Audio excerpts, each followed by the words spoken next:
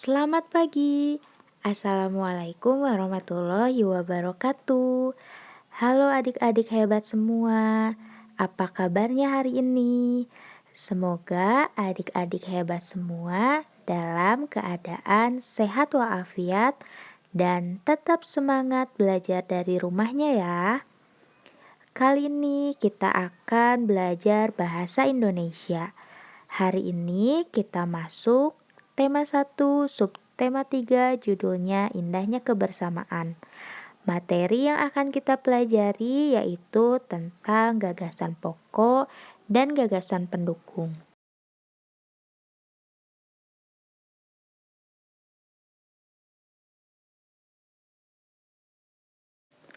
Oke, kita mulai ya. Apa itu gagasan pokok dan gagasan pendukung?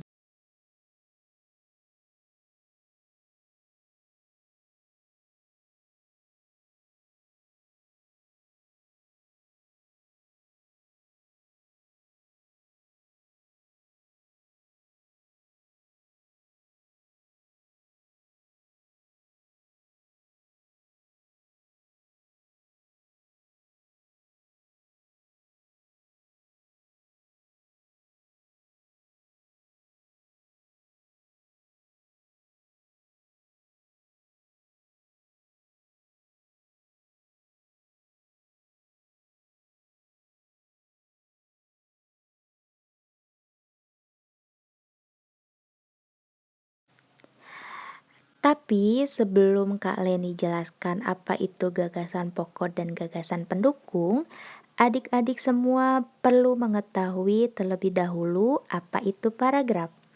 Nah, apa sih Kak Leni paragraf itu? Jadi, paragraf itu adalah kumpulan dari beberapa kalimat. Nah, jadi ada kalimat yang berkumpul menjadi satu. Itu namanya paragraf. Nah, setiap paragraf itu biasanya di awal kalimatnya itu agak masuk atau menjorok ke dalam. Oke, setiap paragraf itu memiliki gagasan pokok dan gagasan pendukung. Nah, jadi perlu diingat ya adik-adik bahwa setiap paragraf itu pasti ada gagasan pokok dan pasti ada gagasan pendukungnya.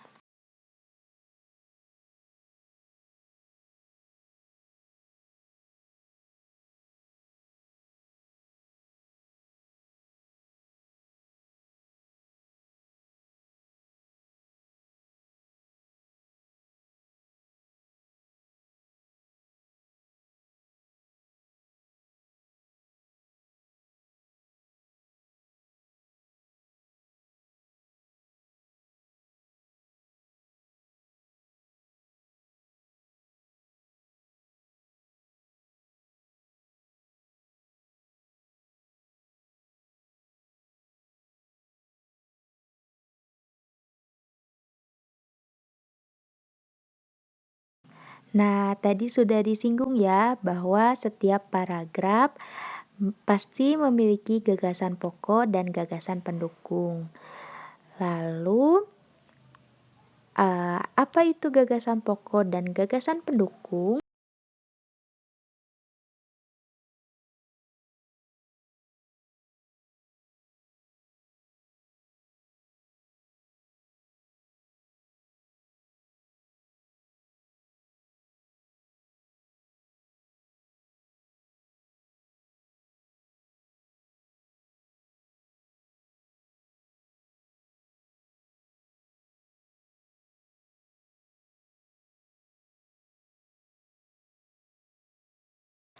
Oke, apa sih kali ini gagasan pokok itu? Jadi, gagasan pokok adalah ide utama atau inti utama yang dibahas dalam suatu paragraf. Jadi, perlu adik-adik ingat bahwa gagasan pokok itu inti dalam suatu paragraf. Jadi, intinya apa sih dalam satu paragraf itu? Lagi ngomongin apa sih? Gitu ya, sudah paham ya? Nah, gagasan pokok itu bisa disebut juga ide pokok, bisa disebut juga gagasan utama, bisa disebut juga ide utama, dan bisa disebut juga pokok pikiran.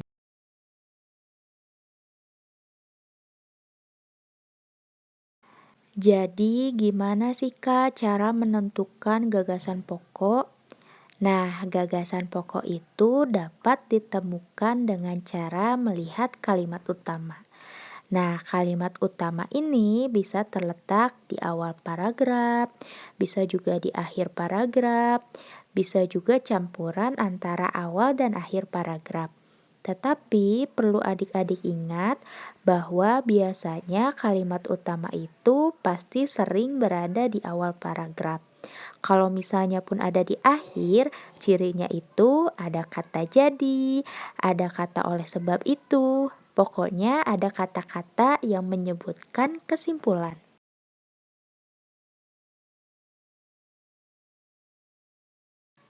Oke, lanjut. Agar adik-adik semua lebih paham lagi, Kak Leni akan memberikan contoh ya. Nah, di sini ada sebuah paragraf. Kak Leni coba bacakan ya. Buah jeruk memiliki banyak manfaat untuk tubuh. Buah jeruk dapat memenuhi hampir semua kebutuhan vitamin C harian Anda. Bahkan, jumlah ini dikatakan lebih banyak dibandingkan vitamin C pada buah sitrus lainnya. Jeruk juga dapat dimanfaatkan untuk menjaga sistem kekebalan tubuh, mengurangi risiko penyakit kanker, dan menjaga kesehatan kulit. Nah, kira-kira ini kalimat utamanya yang mana ya? Intinya itu yang mana sih?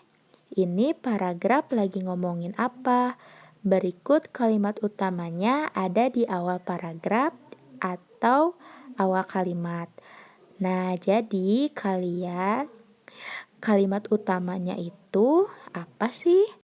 Nah, jadi kalimat utamanya adalah buah jeruk memiliki banyak manfaat untuk tubuh. Itu adalah kalimat utamanya ya adik-adik. Sedangkan gagasan pokoknya itu adalah manfaat buah jeruk. Karena kita ngambil dari kalimat utamanya. Jadi gagasan pokok itu bisa adik-adik ambil dari inti kalimat utama.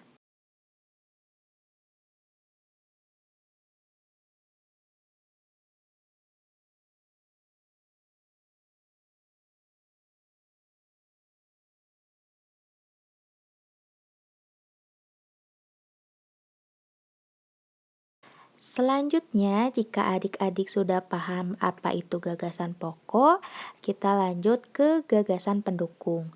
Nah, gagasan pendukung adalah informasi tambahan untuk mendukung gagasan pokok. Ini lebih gampang ya. Nah, gagasan pendukung ini dapat ditemukan pada kalimat penjelas. Aduh, masih bingung. Jika adik-adik masih bingung, mari kita lihat contohnya.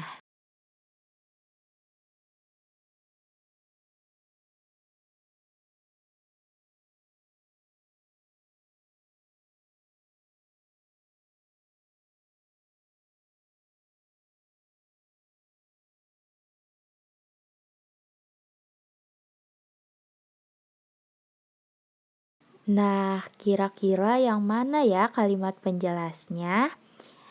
Oke, dari paragraf ini, Kak Leni sudah memberikan strip warna hitam itu merupakan kalimat penjelasnya.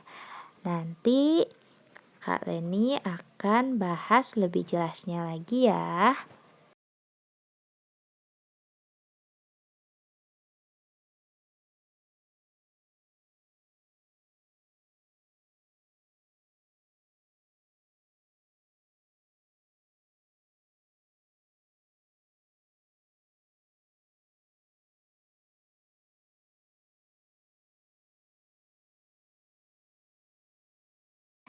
Jadi, kalimat penjelasannya itu yang ini, yang tadi sudah Kak Leni beri tanda strip hitam di bawahnya. Yang pertama, buah jeruk dapat memenuhi hampir semua kebutuhan vitamin C harian Anda. Kemudian yang kedua, buah jeruk juga dapat dimanfaatkan untuk menjaga sistem kekebalan tubuh. Yang ketiga, dapat mengurangi risiko penyakit kanker. Dan yang terakhir, menjaga kesehatan kulit.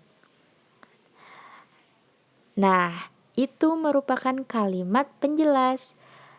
Nah, gagasan pendukungnya itu diambil dari kalimat penjelas yang tadi. Jadi, yang pertama, gagasan pendukungnya itu adalah manfaat jeruk untuk kebutuhan vitamin C harian. Yang kedua, manfaat jeruk untuk menjaga sistem kekebalan tubuh. Yang ketiga, manfaat jeruk untuk mengurangi risiko kanker. Dan manfaat jeruk untuk menjaga kesehatan kulit. Oke, seperti itu ya. Jadi, gagasan pendukung itu dapat ditentukan dengan melihat kalimat penjelasnya.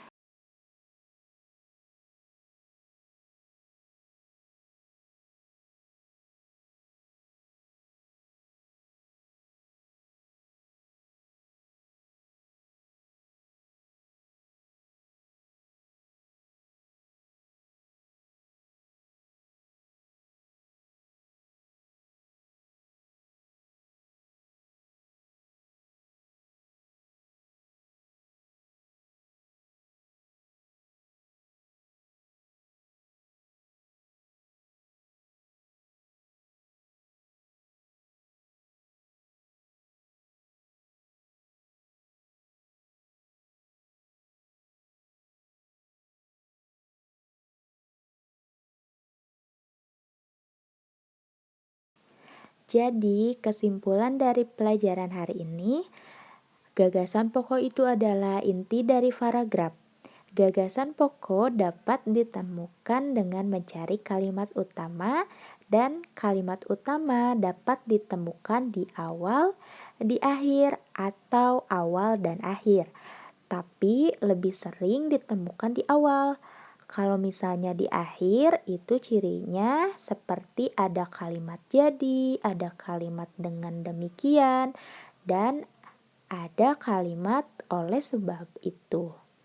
Lalu bagaimana dengan gagasan pendukung? Kalau gagasan pendukung itu adalah informasi tambahan dari suatu paragraf.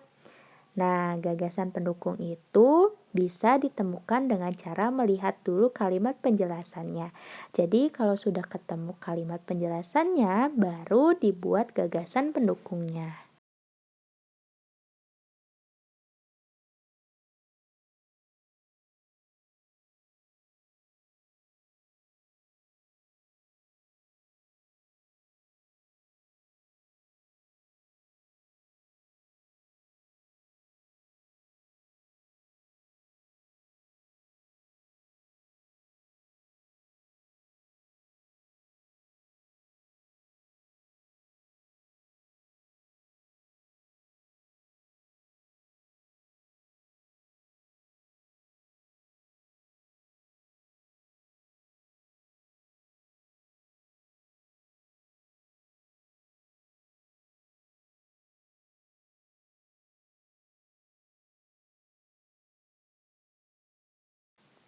Oke, adik-adik, itu materi yang bisa Kak Leni sampaikan. Mohon untuk dipelajari dengan cermat ya. Semoga ilmu yang diberikan Kak Leni dapat bermanfaat untuk kita semua. Amin. Terima kasih. Wassalamualaikum warahmatullahi wabarakatuh.